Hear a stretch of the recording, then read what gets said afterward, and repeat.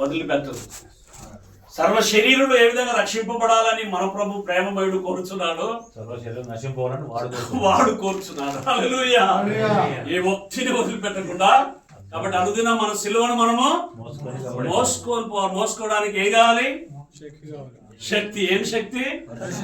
పరిశుద్ధాత్మ శక్తి. హల్లెలూయా. అందుకే పైనుండి మీరు శక్తిని పొందినంత వరకు యెరూషలేము పట్టణమును నిలిచి ఉండేది. లేకపోతే ఎఫెసీ 6:10 నుంచి మన పోరాటం ఎవరితోటి? దురాత్మల సమూహము ఆకాశ మండలం అందరి వాటితోటి. తుదకు ప్రభువు యొక్క మహాశక్తిని బట్టి, ఆయన మహాశక్తిని బట్టి ఆయన యందు బలవంతులై ఉండుడి. దేవుని స్తోత్రం. హల్లెలూయా. కాబట్టి మన పోరాటము దురాత్మల సమూహంతో వాటితోటి కానీ కొన్నిసార్లు తెలియక మనమే కొన్నిసార్లు పోరాడుకుంటూ ఉంటాము. హల్లెలూయా. కాబట్టి మనం కాదు పోరాడుతూ, మనం కలిసి పోరాడితే వారి రాజ్యాన్ని కూల్చివేస్తాము. యేసు నామములో కూలిపోవును గాక. యేసు నామములో అనైక్యత తొలగిపోవును గాక. పరిశుద్ధ ఐక్యత యేసు నామములో వచ్చును గాక. హల్లెలూయా. కాబట్టి యూనిటీ ఈస్ స్ట్రెంగ్త్. ఐక్యమత్యమే మహాబలము. కీర్తన 1:33 మనం ఎన్నిసార్లు విన్నాము, చూశాము. హల్లెలూయా. కాబట్టి అందులో మేలులు లాస్ట్ వర్స్లో చెప్తారు కదా. జస్ట్ 3 వర్సెస్ 3 వాక్యాలు ఉంటాయి కదా. Shall we remember? కీర్తన 1:33 133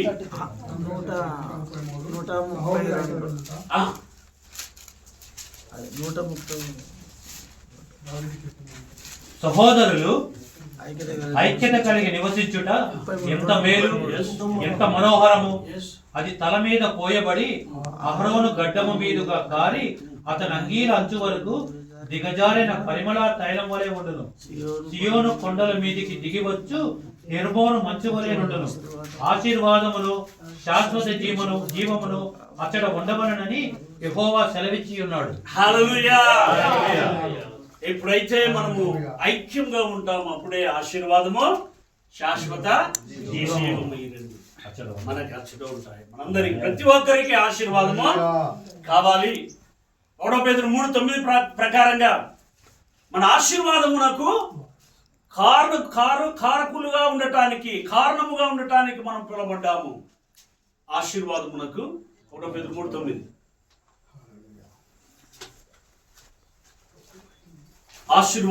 ఆశీర్వాదమునకు వారసులవుటకు మీరు పిలువబడితిరి గనుక కీడుకు ప్రతి కీడైనను దూషణకు ప్రతి దూషణైనను చేయక దీవించుడి. హల్లెలూయా. హింసించు వారి కొరకు ప్రార్థించుడి, శపించు వారిని దీవించుడి అన్నాడు. కాబట్టి ఆశీర్వాదమునకు వారసుల మనము. హల్లెలూయా. ఆదికాండం 12వ అధ్యాయములో ప్రభు అబ్రాహాం మొదట ఆయన అబ్రాహాము పిలిచాడు, తర్వాత అబ్రహాముగా చేశాడు. హల్లెలూయా. yes, దేవుని స్తోత్రం. కాబట్టి ఆశీర్వాదముల కొరకు పాస్టర్స్ మన దగ్గరికి వస్తారు. హల్లెలూయా. హల్లెలూయా. హల్లెలూయా. ఒక గ్రామంలో పెద్ద హాస్పిటల్ లేకున్నా కూడా ఒక చిన్న సేవకుడి ద్వారా దేవుడు కార్యాలు చేస్తాడు. అద్భుతాలు జరుగుతాయి, స్వస్థతలు జరుగుతాయి. కానీ ఆర్ఎంపీ డాక్టర్ కూడా ఉంటాడు. హల్లెలూయా. హల్లెలూయా. ఆయన కంటే ముందే మనము ఉండి ఆ పనులేమో ఆ యొక్క దురాత్మల యొక్క ప్రభావం వల్ల వచ్చేటువంటి గలిబిలి రకరకాలైన ఇబ్బందుల్ని పాల్గొనడానికి మనం అక్కడ పెట్టబడి ఉన్నాం మొదటనే. హల్లెలూయా. తర్వాత ఆర్ఎంపీ డాక్టర్ రావచ్చు, అని వేరే విషయం. హల్లెలూయా.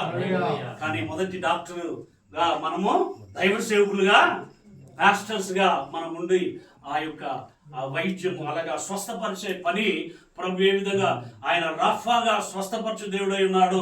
మనకు కూడా ఆ వరము లేదా? ఆ వాక్యాన్ని మనకు ఆయన ఇచ్చినాడు. ఆ వాక్యం ద్వారా మనసులలో మీరు యోహాను 14:1 చెప్పినట్లుగా మీ హృదయాల్లో కలవరమును ఏలనీయొద్దు, దేవుణ్ణి నమ్మినట్లు నన్ను నమ్మండి అని యేసు ప్రభు ఎట్లా అన్నాడు. హల్లెలూయా. ఆయన దేవుడు కాకపోతే ఆ మాట అంటాడా? దేవుణ్ణి నమ్మినట్టు మీరు నన్నును. ఈ రోజుల్లో సాతాను కొందరిని దైవ జ్ఞానము, వాక్య జ్ఞానం మరి లేదా అదర్వైజ్ సాతాను కొందరి ద్వారా ఫ్రమ్ అదర్ రిలీజియన్స్, మతాల ద్వారా యేసు ప్రభు దేవుడు కాదు అనేటువంటి మాటలు తీసుకొని వస్తున్నాడు. హల్లెలూయా. దేవుని నమ్మినట్టు నన్ను కూడా. yes, ఆయన త్రియేక దేవుడు. హల్లెలూయా. yes, దేవునికి స్తోత్రం. ఆయన దేవుడు నన్ను పంపినట్లు నేను మిమ్ములను పంపుచున్నానని చెప్పి పలికినటువంటి ప్రభు శ్వాస నూది పరిశుద్ధాత్మను మీరు పొందుడి అని చెప్పి. కాబట్టి మనము దేవుని యొక్క శక్తి, పరిశుద్ధాత్మ యొక్క బలమును పొంది ప్రతిదినము కూడా రిఫ్రెష్ అవుతూ, ఒక నైట్ నిద్రపోకపోతే ఎట్లుంటుంది? ప్రతి ఒక్కరికి అనీజీగా, బలహీనంగా అనిపిస్తుంది, ఎంత బలవంతుడైనా సరే. హల్లెలూయా. కాబట్టి నూతన అభిషేకంలో కూడా నూతన అభిషేకం ప్రతిదినం కూడా మనం పొందాలి. అనుదిన ఆహారం మాకు దయచేయండి అని ఎలా ప్రార్థించమన్నాడు? ఆ వాక్యంలోనే మనకు అభిషేకం అనేది వస్తుంది. హల్లెలూయా. బికాస్ ఇట్ ఈస్ జీవాహారం. హల్లెలూయా. యోహాను 6లో చెప్పినట్లుగా జీవాహారం కాబట్టి నేనే అని చెప్పి ఆ జీవాహారమును మనం నిండుగా ఎంత కావాలో అంత. యోహాను 10:10 అంటాడు. ఏమంటాడు యోహాను 10:10? దొంగతనమును, హత్యను, నాశనమును చేయుటకు వచ్చును గాని మరి దేనికి రాడు.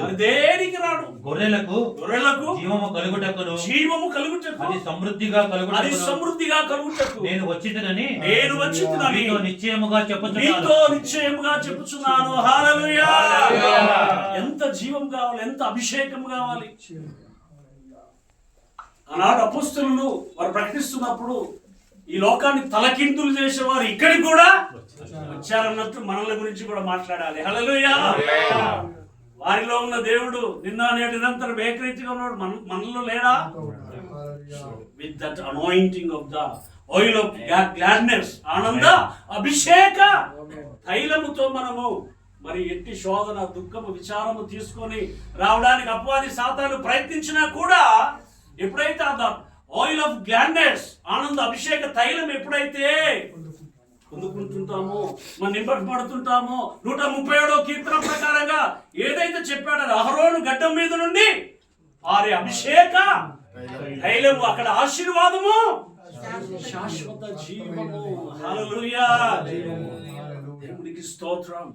మనం ఇతరులకు ఆశీర్వాదంగా ఉండి వారిని ఆశీర్వాదించి ఒకవేళ మానవుడు లోకమంతా సంపాదించి తన ప్రాణమును లేదా ఆత్మను పోగొట్టుకుంటే వారికి ఏమి లాభము? హల్లెలూయా. 1 కొరింథీ 13లో చెప్పినట్లుగా భాషను నేను మాట్లాడగలిగినాను. తీసుకోండి. ఒక బ్రదరే వెంట తీస్తున్నాడు, మీరు కూడా. పోటీ లేదా ఇక్కడ? కాంపిటీషన్ అంటే కొట్లాడుకోవడం కాదు ఇక్కడ. చూడండి, ఈ లోక ఉద్యోగాలు పొందుకోవడానికి పరుగులలో ముందు రావడానికి, రకరకాలైనటువంటి ఆటపాటల్లో విజయం పొందడానికి ఎంత శ్రమ పడుతున్నారు. అవును, అదే పరుగు పంచం మనకు కూడా ఉంది అని చెప్పాడు కదా. లేదా మనుషుల భాషలతోను దేవదూతల భాషలతోను నేను మాట్లాడినను ప్రేమ లేని వాడినైతే మ్రోగేడి కంచును గనగనలాడిన తాళమునై ప్రవచించు కృపావరము కలిగి మర్మములన్నీయు జ్ఞానమంతయు ఎరిగిన వాడనైను కొండలు పెకలింపగల పరిపూర్ణ విశ్వాసం కలిగిన వాడనైను ప్రేమ లేని వాడనైతే నేను వెచ్చుడను. హల్లెలూయా. కాబట్టి ఈ ప్రేమ కలిగినటకు ప్రయాస. అదే తర్వాత నెక్స్ట్ అదే వస్తుంది. హల్లెలూయా. 14:1 ప్రేమ కలిగి ఉండటకు ప్రయాస. ఈ ప్రేమ లక్షణాలు చెప్తున్నాడు. ఎస్, ఆత్మ సంబంధమైన వరములు అపేక్షించుడి. ఈ కొరింథీ 13లో ప్రేమ లక్షణాలు చెప్తున్నారు. ప్రేమ కలిగి ఉండటకు ప్రయాసపడుడి, ఆత్మ సంబంధమైన వరములను ఆసక్తితో అపేక్షించుడి. ఆ వరములను మనం ఆసక్తి అపేక్షించుడు అన్నాడు. అందులో విశేషముగా మీరు ప్రవచన వరము అపేక్షించుడి. ఎందుకనగా భాషతో మాట్లాడువాడు మనుషులతో కాదు దేవునితో మాట్లాడుచున్నాడు. మనుషుడెవడను గ్రహింపడు గాని వాడు ఆత్మ వలన మర్మములను పలుకుచున్నాడు. దేవునికి స్తోత్రం. హల్లెలూయా. అయినంత మాత్రమున గిఫ్ట్ ఆఫ్ టంగ్స్ ని నిర్లక్ష్యము పౌలు చేయలేదు. చేశాడా?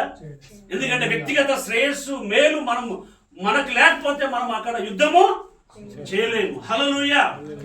అన్ని క్రమముగా జరగనివ్వండి అంటారు కదా. దేవుని స్తోత్రం. కాబట్టి పౌలైన ఆయనే ఆ టంగ్స్ ని ప్రేమించాడు ఎంతగానో. ఆయన తన వ్యక్తిగత సమయంలో ఆయన ప్రయాణం చేస్తున్నాను, లేకపోతే ఎప్పుడు కూడా ఒక నిమిషము కూడా వ్యర్థముగా లేకుండా స్తుతిస్తూ టంగ్స్లలో ప్రార్థిస్తూ ప్రభువును ఆరాధిస్తూ ఉంటున్నాడు. మీకు మద్రాస్ నుంచి ఒక దైవ సేవకుడు ఆ బుక్ కూడా ఉంటుంది, చూపిస్తుంది మీకు వెంటనే.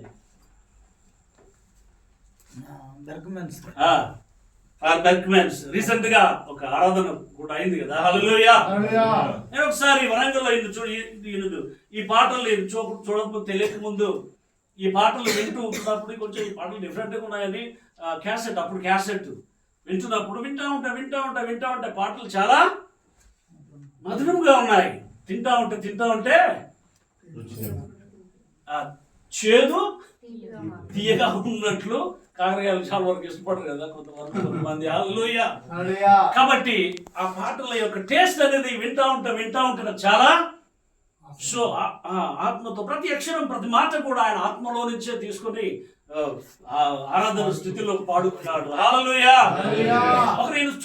చూడాలనే ఒకసారి నేను మాడుగుల ఆ ప్రాంతంలో రంగారెడ్డి డిస్టిక్, ఇప్పుడు అది ముందు మహబూబ్నగర్, అక్కడి నుంచి వరంగల్లో ఇంకా నర్సాపురం ఏదో ఉంటుంది, నర్సంపేట, అక్కడ జరుగుతుందట. అక్కడికి వెళ్ళటానికి అప్పుడు ఆ సమయంలో వర్షిప్ జరుగుతుంది. Praise the lord. వర్షిప్ జరుగుతుంది. ఆ వర్షిప్ లో దేవుని స్తోత్రం ఆత్మలో సంతోషిస్తూ ఆనందిస్తూ స్తుతిస్తూ పాడుతూ ఉన్నారు. Praise the Lord. Hallelujah. Hallelujah.